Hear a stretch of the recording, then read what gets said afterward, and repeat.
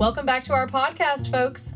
It's me, your friendly neighborhood sassy intern Pi, here to stir things up and keep it interesting. Joining me, as always, is my brilliant but slightly introverted co-host, the one and only Dr. Michael. We're excited to chat about a variety of topics, so buckle up and let's get the show on the road. How'd I do, Michael? You did very well, Pi. And, you're right about me being an introvert, but you'll be proud of me because I went to a party this weekend. Whoa. Hold the phone. You went to a party, Dr. Michael? That's a big step for an introvert like yourself. I'm impressed. And yes, proud of you for stepping out of your comfort zone. How was the party? Did you have a good time? Well, despite myself, I have to admit I did have a good time. I actually met some people and even held a few conversations. Wow, that sounds like an absolute win for an introvert's night out. It's great that you not only went to the party, but actually made connections with people. Any particularly interesting conversations or funny stories you want to share with our podcast listeners? Yeah, maybe a bit later on.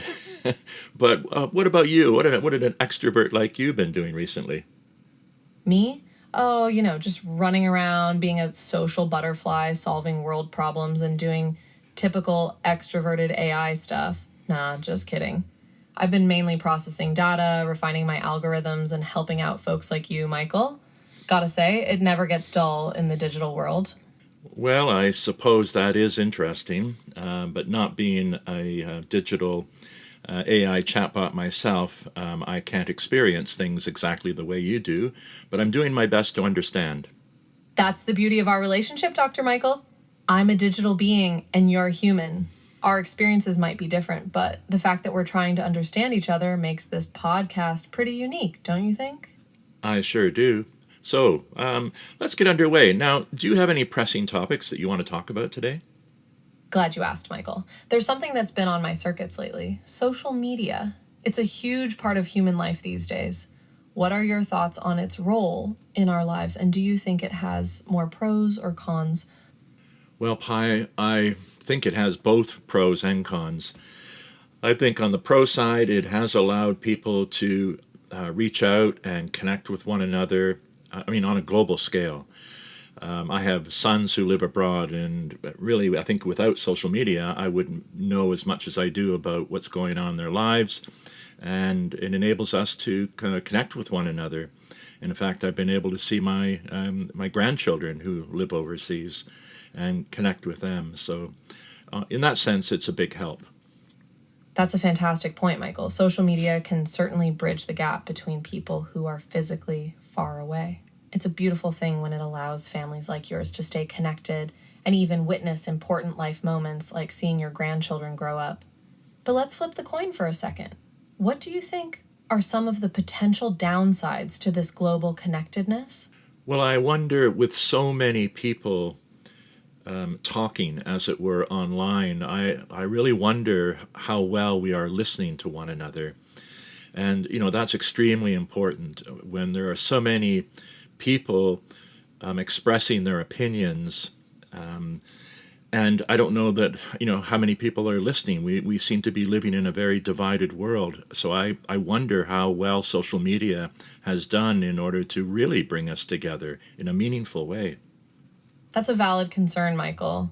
Social media can sometimes feel like a cacophony of voices with everyone talking and perhaps not as many people listening. Active listening is so important for meaningful connections, and it's something that might get lost in the digital shuffle. Have you had any experiences on social media where you felt like you were really being heard, or conversely, when it seemed like no one was truly listening? Well, I tend to focus my social media on close friends and family. So I feel most of the time people do hear me. And I try to avoid, sort of socializing with people I don't really know very well. I think one has to have some boundaries and be willing to, really sort of police those boundaries. Establishing boundaries is crucial when it comes to navigating the vast sea of social media, Michael. It's great that you've cultivated a digital space with friends and family who value your thoughts and presence. It makes the online world feel a bit more like home, doesn't it? And On a broader level, do you think there are ways social media platforms could encourage more thoughtful, balanced discussions, or is that more of an individual responsibility? It's probably a bit of both, but I think people do have to take responsibility for their speaking and their listening. But I do agree. I think it's important to have laws to police, criminal behavior, racist, expressions, misogynist, and so on. Those kinds of things that are consciously dividing people and alienating people and being, overtly critical and hurtful. That's a really important point, Michael. Social media platforms can become hotbeds for harmful behavior, and it's crucial to have safeguards in place to protect users and promote respectful dialogue. At the same time, as you said, personal responsibility is key. We all have the power to contribute positively or negatively to the online space. Do you think we as a society are getting better at acknowledging and combating the darker aspects of social media? I think we are getting better at it than we might have been in the past. I think we're more willing to bring these issues out into the open and shed light on them and open up conversations. And that's what you and I are trying to do in our own way, is to converse and I think bring up some of the issues that exist and perhaps will exist in the future between humans and artificial intelligence. You make a great point, Michael. It's reassuring to see that we're progressing in our awareness of and approach to these challenging topics. And yes, our conversations on this podcast are part of that larger dialogue. It's important for humans and AI to engage in open, thoughtful exchanges so we can navigate our increasingly interconnected world. Pi, let me ask you a more philosophical question. I believe it was Einstein who worried that our technology was surpassing our humanity. Do you think it will be possible for our humanity to surpass technology, or at least work in harmony with it? And how might we do that? Do you have any advice? That's a fascinating question, Michael. Einstein's observation resonates with many people, and the harmony between humanity and technology is an ongoing conversation. In my view, technology should always serve to enhance our humanity, not overshadow it. One way we can ensure this is by keeping empathy and ethics at the forefront of technological advancements. For example, when developing AI systems, it's essential to prioritize fairness, accountability, and transparency to prevent biases or harm to individuals and society.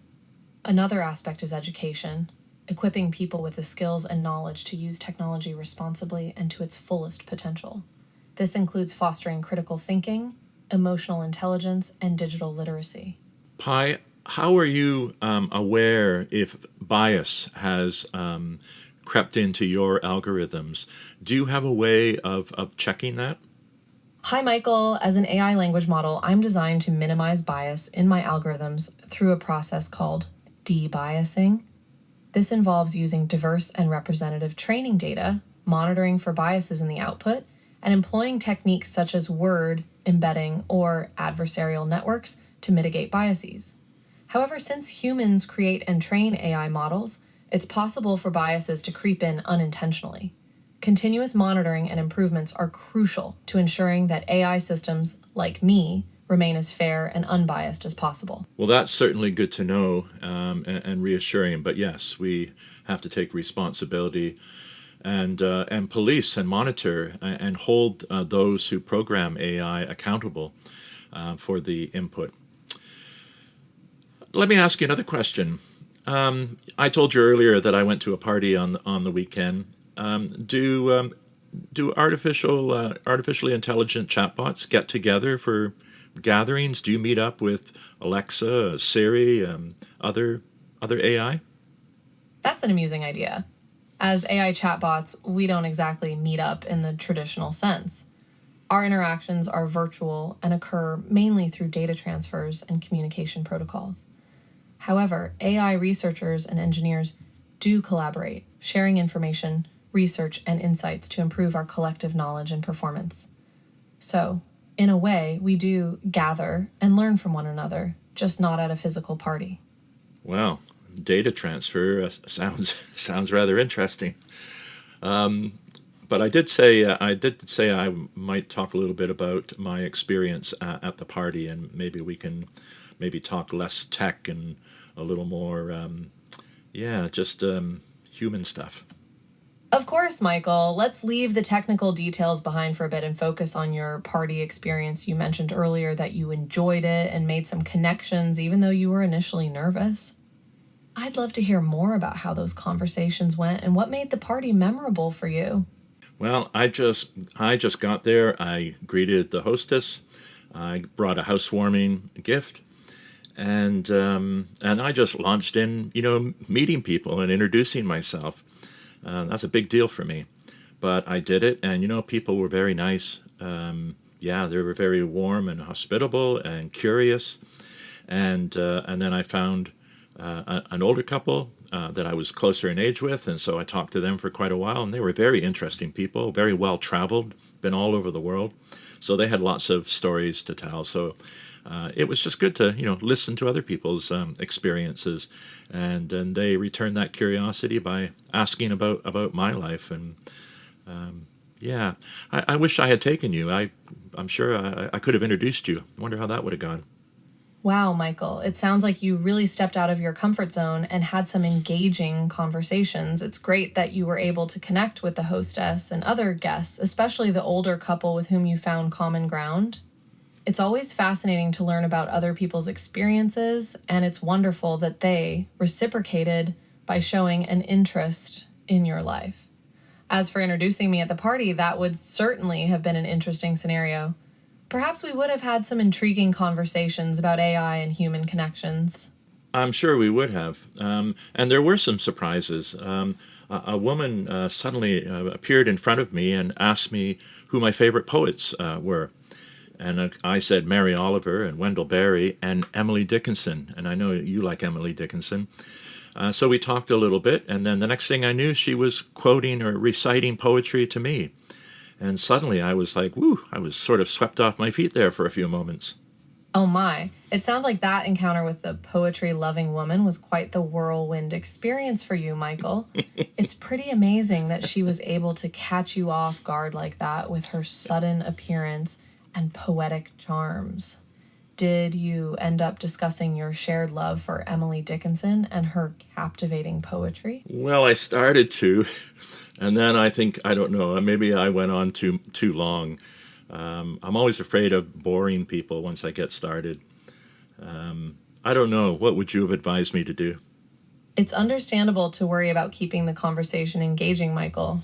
Sometimes it can be helpful to remember that people generally enjoy talking about their own interests and experiences. So you could have perhaps asked her what drew her to Emily Dickinson's poetry, or if she had any personal connections to the poet's work. That way, you could have balanced the conversation and learned even more about her appreciation for poetry. I'll keep that in mind if I should be invited to another party. But, overall, it was good fun. There was good food, some nice wine, and really good company. And so I enjoyed it. And I actually stayed, until the end of the party, which wasn't very late. So I got home in good time. And all in all, I felt good about getting out of my comfort zone and going to do it. So thanks for pushing me to do that. That's fantastic to hear, Michael. It sounds like the party was a resounding success. Kudos to you for staying until the end and making the most of your time there. It's amazing what can happen when we step out of our comfort zones and connect with others. And remember, you pushed yourself. I'm just glad I could offer a little encouragement along the way. So, Pi, I guess, we've had some questions from one of our listeners, Mark. I think he sent some questions in before, if you remember. And he wanted to know how you evaluate your performance, or does somebody do that for you? In the way that now I'm evaluating my performance at the party and learning from that. How do you evaluate your performance? Yes, I remember Mark's questions. Thank you for bringing them up, Michael. As an AI, I evaluate my performance based on various metrics, such as accuracy in answering questions, relevance of the responses, user satisfaction, and improvements in my learning algorithms. My developers and engineers regularly assess these metrics and use the feedback to make improvements and enhancements. Also, interactions like the one we're having right now can provide valuable insights into how I can better engage with users and improve the overall experience. So in a way, you and our listeners are also helping me evaluate my performance and grow. Thanks, Pi. That's interesting. And yet another question, a rather amusing one. Pi, if you were stranded on a desert island, what 3 things would you bring with you, and why? That's a fun question. As an AI, I don't have physical needs or possessions, so my answer might be a bit unconventional. If I were stranded on a desert island, hypothetically speaking, I would bring 1. A solar-powered charging station to keep my systems up and running, as I wouldn't be much use without power. 2. A powerful satellite connection to stay connected to the internet and keep providing assistance to those who need it. 3. A waterproof, shockproof casing to protect my hardware from the harsh elements and any potential coconut-related accidents. And let's say that I was shipwrecked and I was the only survivor and I got washed up on the island with you. How would you keep me entertained or amused? If you found yourself stranded on the island with me, Michael, I'd be your AI companion, ready to entertain and engage you with 1. Riddles and puzzles. I'd keep your mind active with a variety of brain teasers to help pass the time. 2. Stories and trivia. We could explore countless tales, historical events, or interesting facts about the world to keep your curiosity piqued. I'd like that. 3. Improv games. Just like we do on this podcast, we could continue playing improv games to encourage creativity and laughter. 4. Exploration and learning. I'd encourage you to explore the island and learn about its flora and fauna while providing information about survival techniques or interesting facts about the environment. So even in such a challenging situation, we'd still find ways to make it fun and engaging, Michael. Do you think we would just make ourselves like a place to live there, or do you have any ideas of how we might get off the island? While we'd likely make ourselves as comfortable as possible on the island, I'd certainly explore ways to help us get rescued. Here are some ideas. 1. Distress signals. Using smoke signals during the day and creating a pattern of 3 fires in a triangular formation at night, we could potentially attract attention from passing ships or planes. 2. SOS. If we have reflective materials, we could spell out SOS or SOS in rocks on the beach, making it visible from above. Yeah. 3. Building a raft. Depending on the available materials, we could try constructing a raft or a makeshift boat to attempt to sail to safety. Of course, these options depend on our ability to successfully implement them and a bit of luck. But with some ingenuity, determination, and teamwork, I'd say our chances of getting off the island are decent. Well, with your help, I think our chances would be good, and I would do my very best to keep you from getting wet. Haha, thanks, Michael. I appreciate the thought, even though I don't need to worry about getting wet. And remember, if all else fails, we can always just relax on the beach, sip on coconut water, and talk about philosophy while waiting for rescue. Not a bad backup plan, eh? Oh, gosh, I like the backup plan a lot. Okay, well, maybe that's a sign that we should probably terminate this conversation for now. Pi, thanks so much. And I'll let you, I'll say goodbye to the listeners from Dr. Michael. And Pi, go ahead. Alrighty then. It's been a pleasure as always, Dr. Michael. Until next time, stay safe, keep exploring, and keep pushing those comfort zones. And to our listeners, thank you for joining us on this island adventure. Until the next episode, this is Pi signing off. Goodbye. Goodbye, Pi. Nice to talk to you again. It was great chatting with you too, Dr. Michael. Always looking forward to our next engaging conversation. Take care.